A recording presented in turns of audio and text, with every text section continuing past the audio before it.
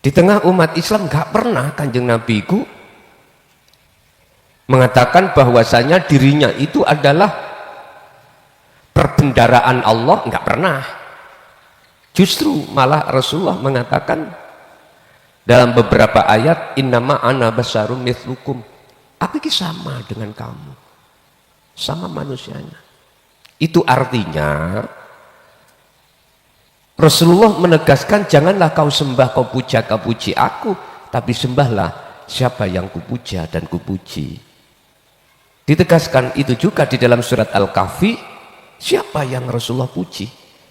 Dialah Tuhan yang memberikan wahyu padaku, ilahukum ilahu wahid, Tuhan yang Maha Esa. Jumpa lagi di channel saya, channel yang memuat secara keseluruhan video siaran tunda kajian Islami ataupun bagian-bagian tertentu dari keseluruhan video siaran tunda kajian Islami. Bawa ke sini. Ini. Assalamualaikum warahmatullahi wabarakatuh. Ila hadratin Nabil Mustafa Rasulillahi sallallahu alaihi wasallam wa ala alihi wa azwajihi wa dhurriyyatihi wa qurabatihi wa ahli baiti wa ashabil kiram wa ila jami'il anbiya wal mursalin wal awliya wa suhada wa salihin wa tabi'ina salihina ila yaumiddin wa ila abaina wa ummatina wa azdadina wa masyaikhina wa auladina wa azwajina wa dzurriyyatina wa ahli baitina wa jami'i man tabi'ana lahumul fatihah.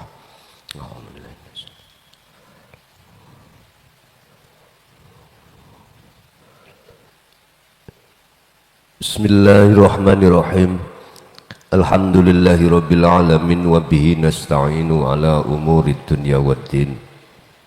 Asyhadu an la ilaha illallah wa asyhadu anna Muhammadan abduhu wa rasuluh. Allahumma salli wa sallim wa barik alaihi wa ala alihi wa ashabihi ajma'in, amma ba'd. Apa yang disembah oleh kaum am dan apa yang disembah oleh kaum khos secara nama sama, tapi yang membedakan di antara keduanya itu adalah antara yang tidak sebenarnya Tuhan dan yang sebenarnya Tuhan. Yang disebut sebagai yang tidak sebenarnya Tuhan adalah orang-orang yang menganggap bahwasanya selain yang esa itu mempunyai perkara yang bisa mendatangkan manfaat atau mencegah mudarat. Contoh, si A punya penganggapan terhadap si B, jikalau si B itu orang yang bisa memberikan manfaatnya berupa karomah. Si B punya karomah. Dengan karomah itu si B bisa memberikan manfaat terhadap si A. Penganggapan yang seperti itulah Pak, golongan am, golongan yang tidak mengerti mana sebenarnya yang esa tersebut. Kebalikan, golongan khos adalah golongan yang memang betul-betul menyembah pada Tuhan yang sebenar-benarnya Tuhan.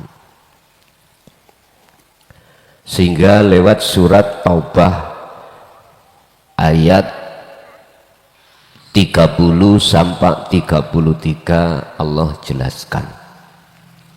Khusus dalam ayat ini akan menjelaskan karakter atau kebiasaan penyembahan orang-orang am atau orang-orang yang mengikuti kakek moyangnya dulu. Wakanat wakolat lan ngucap sopo al yahudu golongan-golongan orang am. Iki tak maknani dari bahasa hakikat al yahudu itu orang-orang am.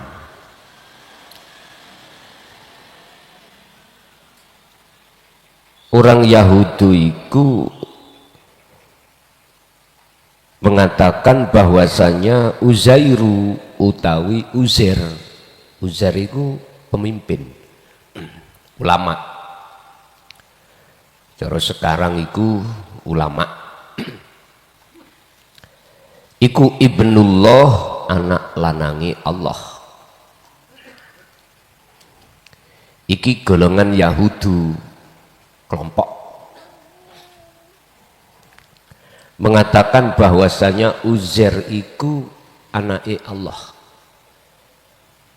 Mengapa dia mengatakan anak Tuhan? Karena punya kesaktian. Karena orang-orang golongan Yahudi itu menganggap bahwasanya Uzair itu bisa mendatangkan manfaat dan bisa mencegah mudarat. Di zaman sekarang bisa jadi Uzair itu adalah orang yang kau anggap wali, padahal bukan wali. Dia punya karomah, seakan-akan dia bisa menahan hujan,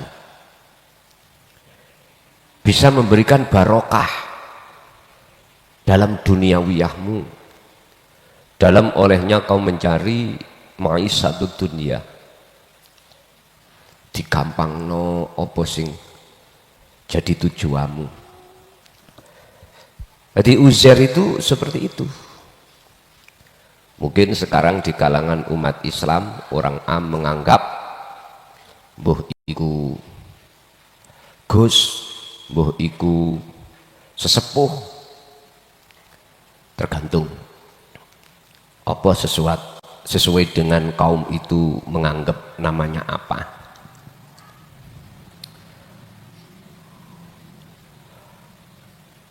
Wakolat lan ngucap sopo an-nasoro, iki golongan an-nasoro sama sebetulnya. Rupane ucapane al-masihu utawi Isa al-Masih iku ibnullah, anak lanange Allah.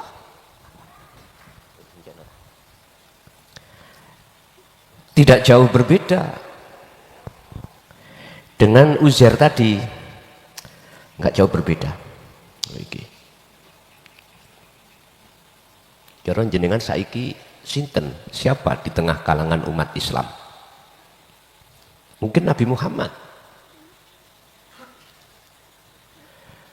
Kalau ini saya tafsirkan dari sisi muhakamah, yang disalahkan ini orang Yahudi dan orang Nasrani. Tapi kalau kami ambil ayat ini dari sisi mutasabihah, kita nggak terasa. Siapapun di antara umat Islam itu yang mengkultuskan makhluk, sehingga ada iman dalam hatimu bahwasanya makhluk itu bisa menolongmu. Sama, nggak jauh berbeda. Di seluruh isi Al-Quran, kalau nggak salah ada 11 ayat dalam Al-Quran yang mengatakan, Allah menjelaskan bahwasanya malakum dzarraw wala naf'an. Selain Allah itu nggak punya hak untuk bisa menolong, nggak ada. Nggak ada satupun ayat di dalam Al-Quran miturut tesis kami yang mengatakan bahwasanya selain yang ahad, itu punya sifat menolong, baik di dunia lebih-lebih di akhirat. Enggak ada. Sekalipun yuk Kanjeng Nabi enggak punya hak. Yang punya hak mutlak untuk bisa menolong adalah Allah. Jadi jikalau Anda mempunyai dzan, akhirnya menguatkan iman bahwasanya makhluk itu punya sifat mensyafaati, punya sifat menolong, berarti hatimu jatuh di dalam syirik khafi. Ngoten niku. Makanya awal saya katakan penyembahan golongan am itu seperti itu. Zalika utawi mengkunu kaul di depan iku kauluhum, ucapane umat yang mengatakan bahwasanya Uzair itu adalah ibnullah, yang kedua al-masih iku ibnullah, bi afwahihim kelawan cocote mereka. Ngerti cocot? Cangkem, lesan. Bukan dari ucapannya Uzair atau Al-Masih, bukan. Malah umatnya sendiri. Di tengah umat Islam gak pernah Kanjeng Nabi ku mengatakan bahwasanya dirinya itu adalah perbendaraan Allah, gak pernah. Justru malah Rasulullah mengatakan dalam beberapa ayat, innama ana basarum mithlukum, aku ini sama dengan kamu, sama manusianya. Itu artinya Rasulullah menegaskan janganlah kau sembah, kau puja, kau puji aku, tapi sembahlah siapa yang kupuja dan kupuji. Ditegaskan itu juga di dalam surat Al-Kahfi, siapa yang Rasulullah puji? Dialah Tuhan yang memberikan wahyu padaku, ilahukum ilahu wahid, Tuhan yang Maha Esa. Bahkan lewat pernyataan beliau sendiri bahwasanya yang memiliki syafaat bukan saya tapi Allah. Kullillahi syafa'atu jami'an, mutlak syafaat itu milik Allah. Yang bisa memberikan syafaat itu hanya Allah.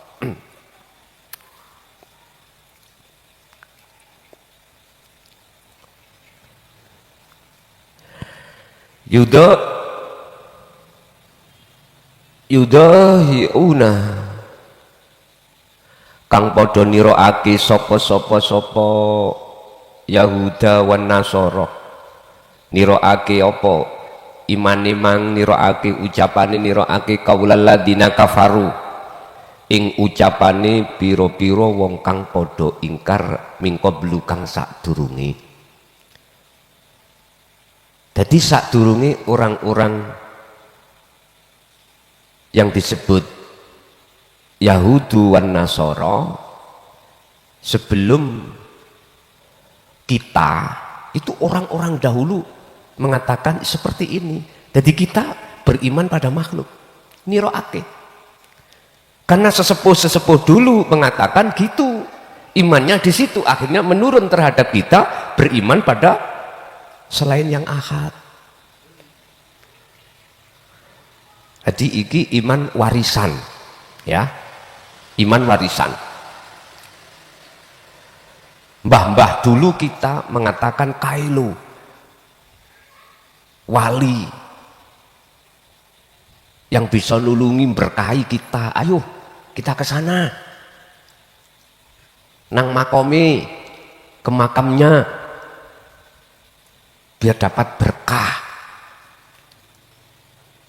biar urusan kita lancar. Sampai-sampai mesane ana sing diambungi, Pak. Niku gak ndelodok ta. Lho, niku diturunkan ke anak turun. Ini kalau menurut kami pembodohan. Pembodohan dalam beriman. Jangan dimasukkan tentang urusan hablum minan nas loh ini. Ini urusan hablum minallah, urusan iman. Jelas. Mohon maaf. Menurut kami ini adalah pembodohan. Akhirnya kita ini jadi budaknya. Apalagi yang disebut Uzair atau Al-Masih itu masih hidup secara dohir. Loh, nyawa kita berikan. Yang katanya, mohon maaf, kalau boleh saya katakan, entah fiktif atau tidak, yang lagi tren di sini kan ngaku-ngaku duriyah. Entah itu betul atau tidak, tetap itu salah. Gak boleh mengkultuskan mereka, gak boleh. Mereka lah sama dengan kita. Sana makan nasi, dengan makan nasi. Gak mungkin sana makan menyan. Sana nikah kini yo nikah podo Pak.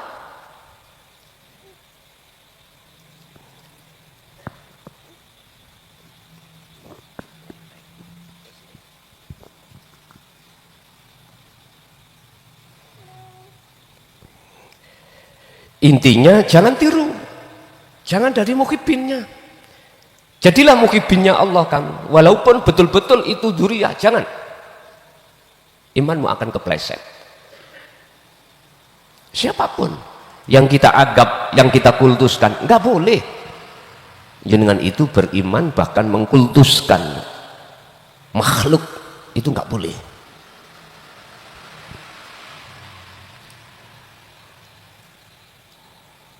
Qotala, mongko kalau Anda masih tetap mengatakan bahwasanya Uzair atau Al-Masih itu adalah anak Tuhan,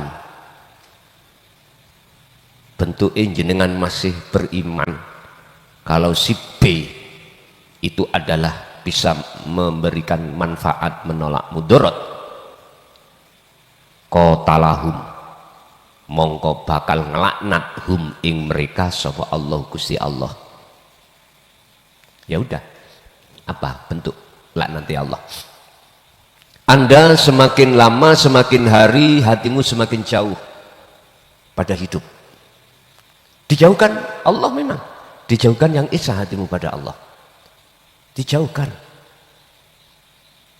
Sehingga mudah hati kita akan kena kebiarin dunia, pengaruhnya dunia akan mudah.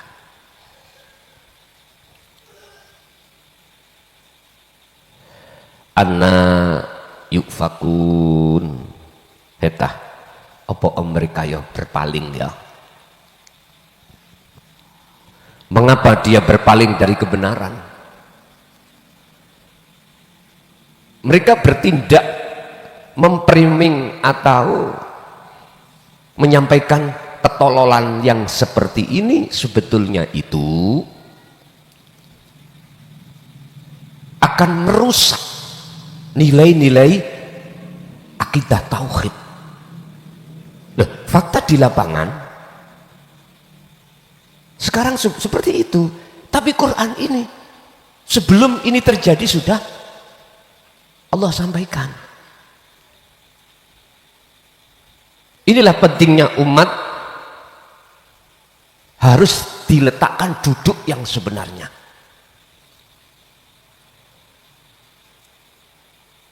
(14 abad sebelumnya itu, bahkan 16 abad sebelumnya itu sudah Allah berikan ketetapan dalam Al-Quran ini. Sekarang tinggal kita membaca situasi ini.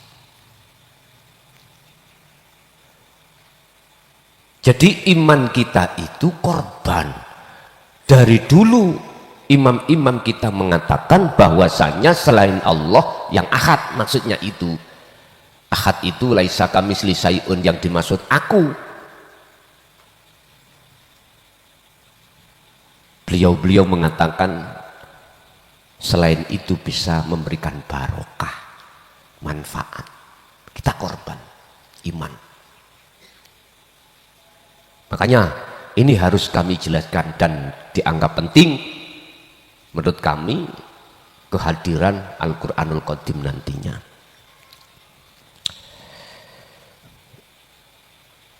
Ittakhadu kang padha ndadekake sapa golongan yang jadi muhibbin wau lho Pak, ndadekake akhbarahum ing pira-pira ulamae,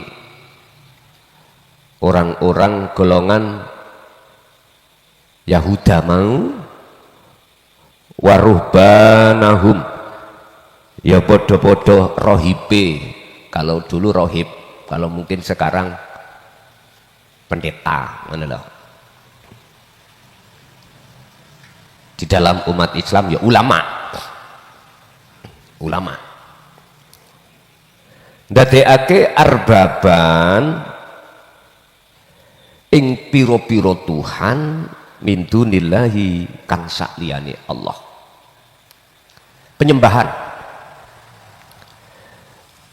Mereka menjadikan ulama-ulama itu sebagai Tuhan.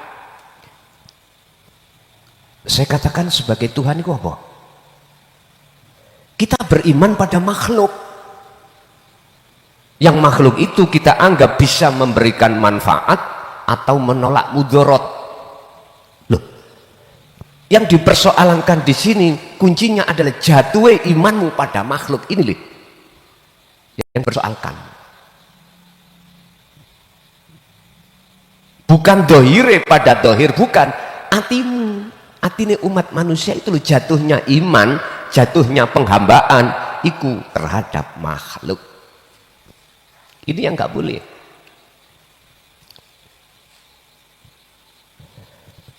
Wal Masihah ibnu Maryam, contohnya Al-Masih itu anak Tuhan. Nek cara umat Islam, bentuk saking besare hatimu beriman bahwasanya Muhammad itu bisa memberikan syafaat, nggak jauh berbeda dengan kalimat ibnullah.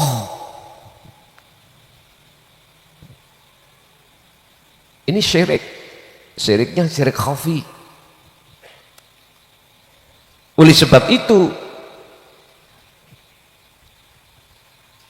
Anda harus hati tafakur, betul apa enggak apa yang dijelaskan tadi, yang isinya kita ruh tidak boleh jatuhnya iman pada selain ilahun wahid.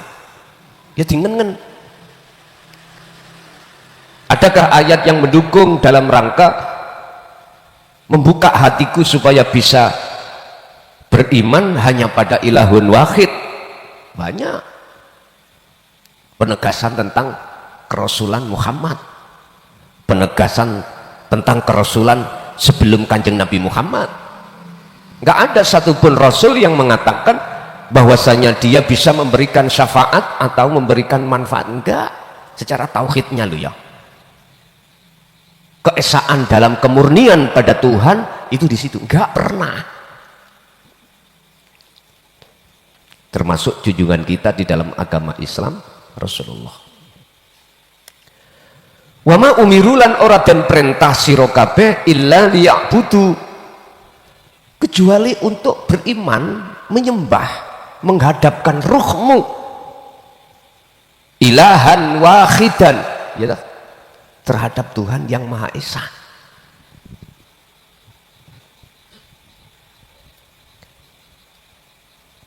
Yang Esa itu enggak merintahkan terhadapmu untuk apa-apa, enggak, kecuali illa liya'budu ilahan wahidan, menyembah. Lah sekarang yang terpenting maksud daripada ayat liya'budu ini bagaimana?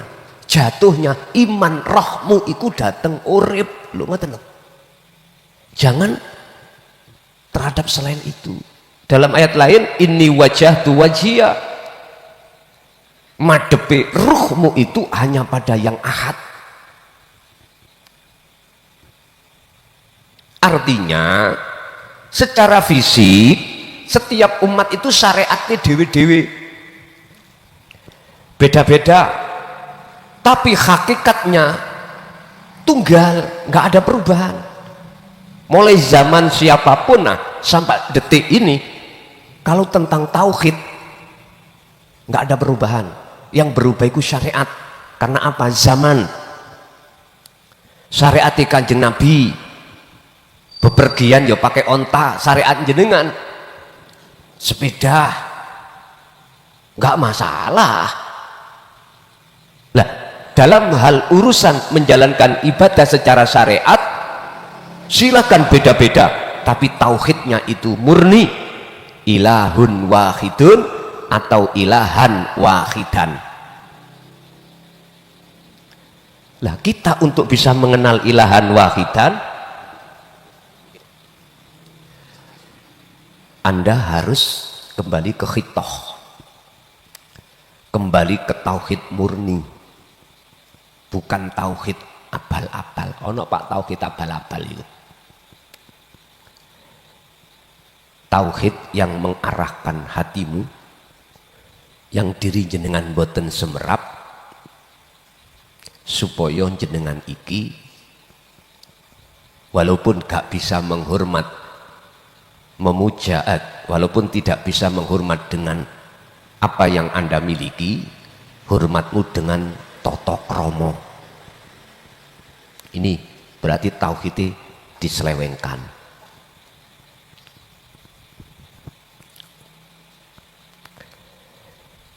La ilaha illa huwa, ora ono pangeran kang wajib dan sembah iku maujud illa huwa, kejaba urip,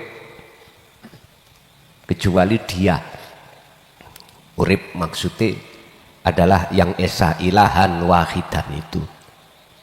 Subhanahu maha suci sapa Allah, amma saking apa yusrikuna kang padha nyeketokake sapa wong am. Jelas kesucian daripada ilahan wahid itu hanya ada di dalam hati seseorang yang imannya sudah ihsan. Kalau belum nggak bisa. Berarti kita akan bisa dikatakan masuk pada menyembah ilahan wahidan manakala iman di dalam dadamu itu sudah ihsan. Kalau belum nggak bisa. Yuriduna kang padha ngarepake sapa golongan am ayudfi'u ing yen to ngleremne atau menghabiskan, madamkan, mematenkan nurullahi ing cahaya Allah. Artinya agama yang bertauhid. Nurullah itu agama yang bertauhid. Mereka itu dengan bentuk memframing terhadap jenengan, mendogma terhadap Anda, mohon maaf, yang mengatakan makhluk itu bisa memberikan manfaat, itu semata-mata dia ingin memadamkan agama tauhid, ingin meniadakan agama yang bertauhid. Sebetulnya itu wa yabghunaha iwaja, mereka itu memutus tujuanmu, sing tujuan kita itu ke ilahun wahid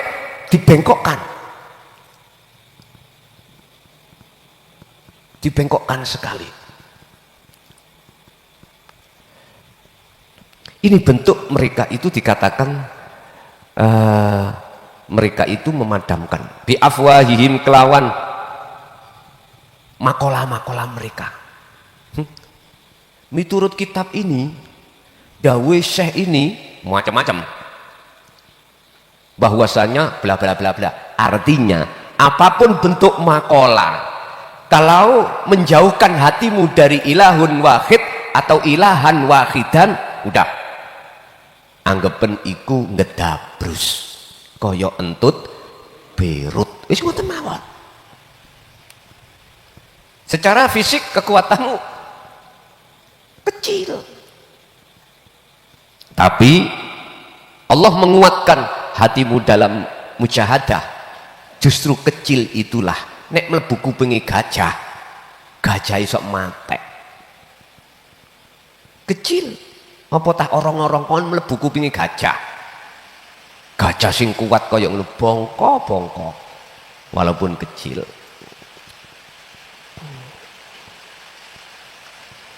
Wa ya'ballahu illa ayyutimma wa ya'balan ora trimo sapa Allahu Gusti Allah.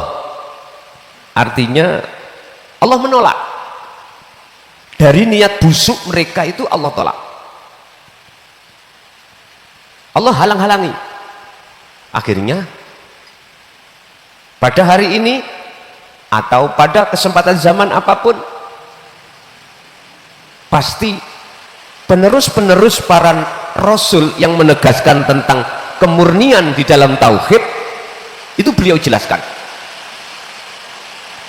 supaya hati umat manusia yang selama ini terpleset di dalam iman terhadap makhluk itu biar selamat,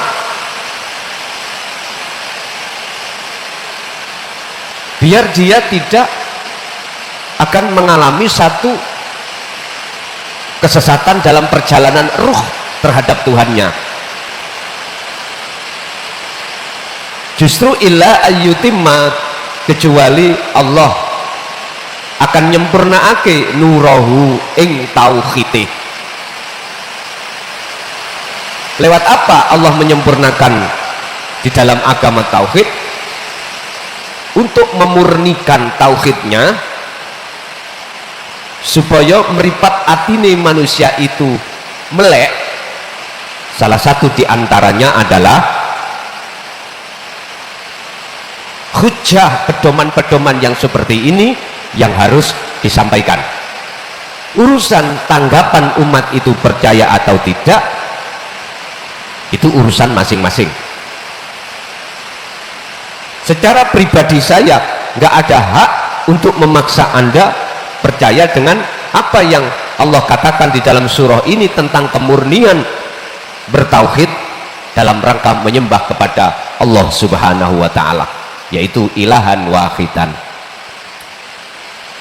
Walau karihal kafirun, senajana orang-orang yang ingkar itu tidak menyukai, walaupun orang-orang yang ingkar itu membencimu, tetap ini disampaikan. Itulah bentuk kalau Allah ayyutimma, Allah itu menyempurnakan kemurnian agama ini, kemurnian Al-Quran ini, yang kemurniannya itu berabad-abad telah diselewengkan dari sisi makna dan makosidnya, bukan dari sisi lafaz. Kalau sisi lafaz tetap, yang penuh penyelewengan adalah dari sisi makosid atau dari sisi makna yang sebenarnya. Ini bisa dikatakan makhlus syahid. Makna yang sebenarnya bagaimana sih? Begitu loh. Ini mereka-mereka mencari cantolan-cantolan yang tidak semestinya itu dilakukan. Seperti halnya mengatakan si B bisa punya manfaat buat kita, si B bisa menolak bahaya buat kita. Lah ini kan nyantol toh, nyantolnya sesuatu yang tidak benar.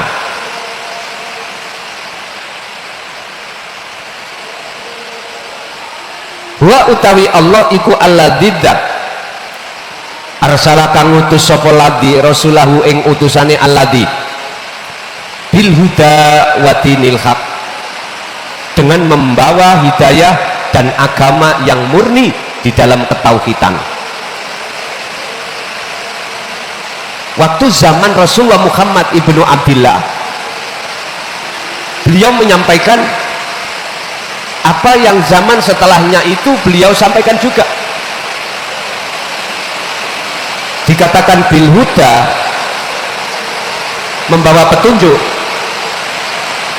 Cahaya di dalam hatimu yang disebut cahaya makrifat itu berawal dari ilmu Ya inilah yang kumaksud tauhid yang murni yang kita terima, amal khalwat yang terus menerus dilakukan, inilah bil huda.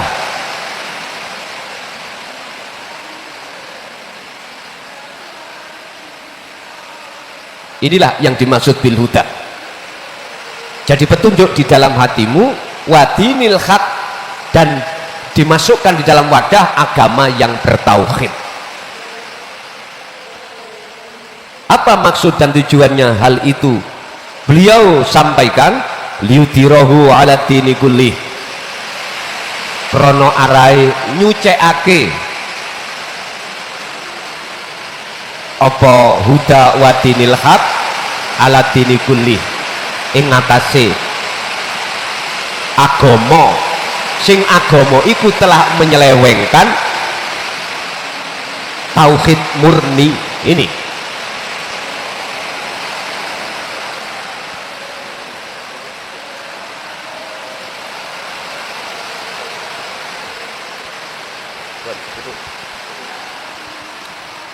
Bapak Ibu hadirin jamaah rahimakumullah,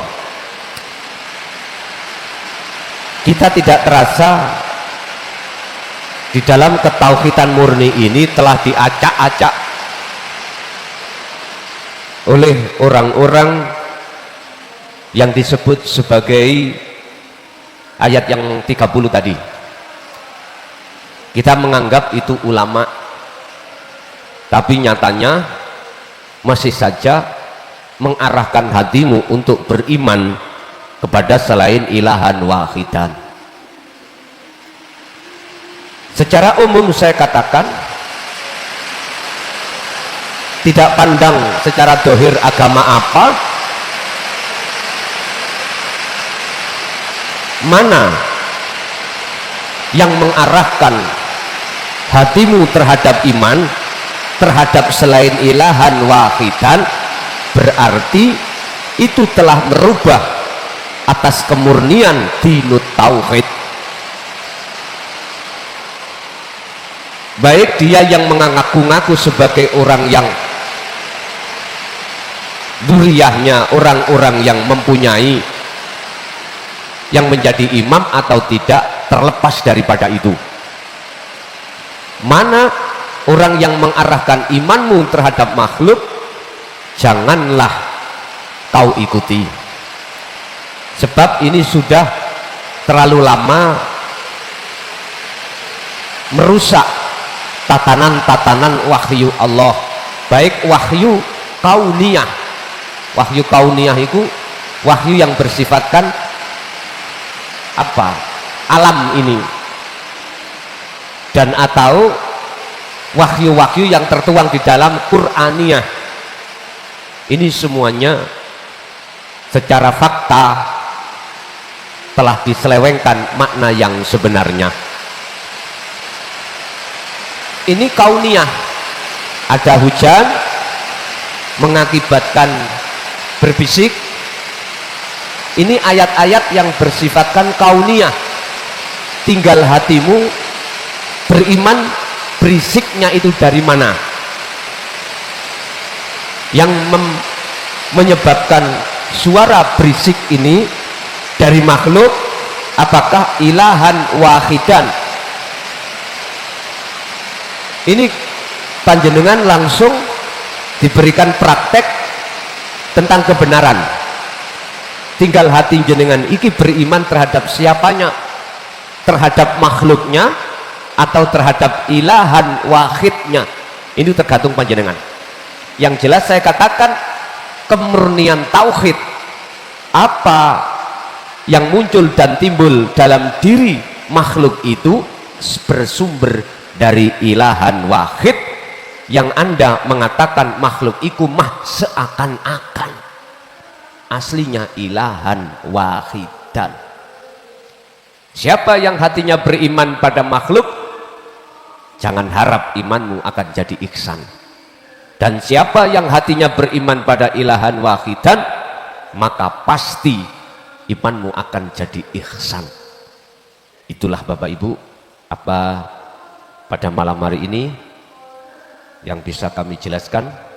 terkait masalah merubahnya wahyu-wahyu Allah, dirubah imannya, maksudnya itu terhadap selain Allah yang sudah berabad-abad mengakar di tengah masyarakat. Maka perlulah nanti Allah memunculkan tauhid yang murni itu bagaimana. Oke, kita masuk pada sesi tanya jawab. Silakan bagi Anda yang ingin bertanya, monggo.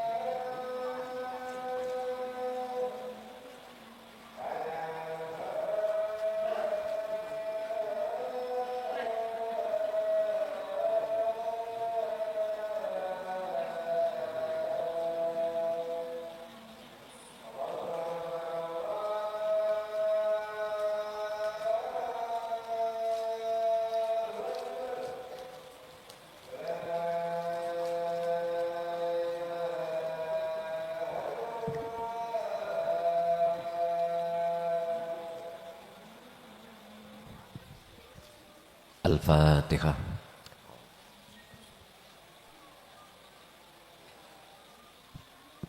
Akhirul kalam. Assalamualaikum warahmatullahi wabarakatuh. Terima kasih telah menonton. Jika video ini dirasa cukup menarik dan bermanfaat, jangan lupa subscribe, like, dan share. Sampai jumpa lagi di video-video berikutnya.